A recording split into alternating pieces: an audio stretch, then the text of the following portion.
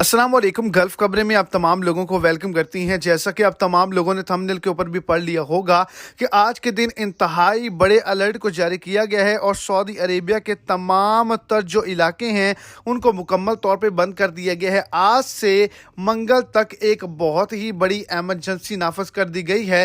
कोई भी शख्स अपने घरों से भी बाहर नहीं निकल सकता। सऊदी अरेबिया के मुख्तलिफ इलाकों के अंदर, मुख्तलिफ रीजनों के अंदर पहले भी इस तरह की सूरत हाल बनी है, जिसकी वजह से मुकम्मल एमरजेंसी को नाफज किया गया था।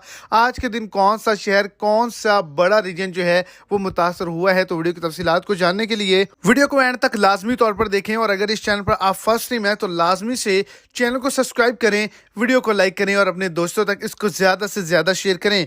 आज के दिन मक्का रीजन के अंदर रेड अलर्ट को जारी किया गया है।